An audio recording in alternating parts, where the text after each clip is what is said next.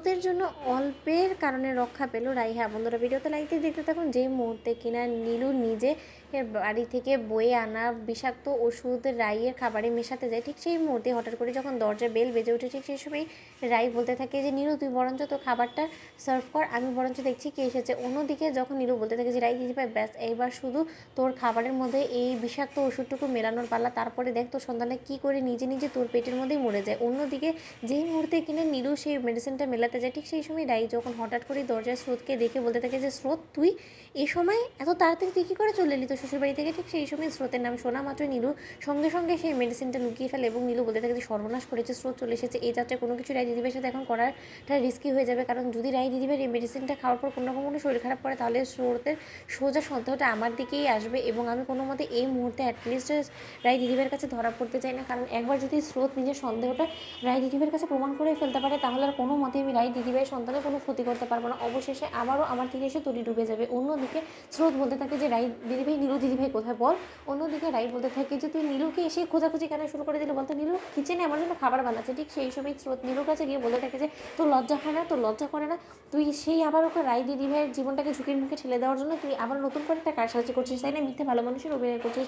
তুই নির্ঘাত এই খাবারের মধ্যে কিছু একটা মেশানোর চেষ্টা করেছিস যাতে কিনা রাই দিদিভাই এই খাবারটা খেয়ে আরও বেশি অসুস্থ হয়ে পড়ে, তাই তো তোর উদ্দেশ্য কি আমি সেটা খুব ভালো করে জানি। তুই সকলকে বোকা বানাতে পারলে নীলু দিদিভাই কি আমাকে কোনো মতেই বোকা বানাতে পারবি না। তাই আমি তোকে একটা কথা স্পষ্টরূপে বলে দিচ্ছি, মা বা বৌমনি তোকে কী বলে এ বাড়িতে পাঠিয়েছে তা আমার জেনে কোনো রকম কোনো লাভ নেই, কিন্তু তোকে আমি জাস্ট দু চোখে সহ্য করতে পারছি না, তাই যত শীঘ্র সম্ভব তুই এ বাড়ি থেকে বেরিয়ে যা। অন্যদিকে স্রোতের কথা শুনে অনির্বাণও যখন অফিস থেকে দৌড়ে ছুটে আসে, ঠিক সেই মুহূর্তে অনির্বাণ এসে বলতে থাকে যে রাই তুমি ঠিক আছে তো। তখন রাই বলতে থাকে যে কী ব্যাপারটা কি, আমি তো কিছুই বুঝতে পারছি না।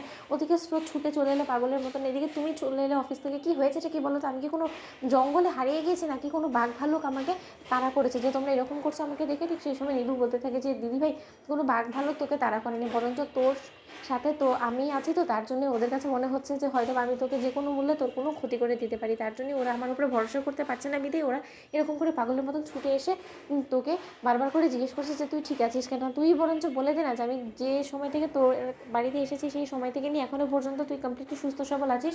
অন্যদিকে অনির্বাণ বলতে থাকে যে তোমার এত বড় আস্পর্ধা হয় কী করে, তুমি আমার পারমিশন না নিয়ে তুমি একা এই বাড়িতে রাই এরকম একটা মেয়েকে আনার ব্যবস্থা করেছো, ওকে এই বাড়িতে ঢোকার পারমিশনটা কে দিয়েছে বলো। ঠিক সেই সময় রাই বলতে থাকে যে কেন আমার বোনকে আমার বাড়িতে আসতে পারে না, স্রোত যেভাবে এসেছে তেমনি নীলু এসেছে। ঠিক সেই সময় অনির্বাণ বলতে থাকে যে স্রোত এবং নীলুর বিষয়টা এক নয় রাই, সেই জিনিসটা নিয়ে তুমি আমার সাথে মোটেও তর্ক করার চেষ্টা করবে না, কারণ আমি আমার সন্তানের ক্ষতি হোক সেই রকম মানুষকে আমি এই বাড়িতে বরদাস্ত করবো না, তুমি এই কথাটা খুব ভালো করে জানো, কিন্তু তা সত্ত্বেও জেনে বুঝো তুমি কেন ছেলে মানুষ এটা করলে বলো তো।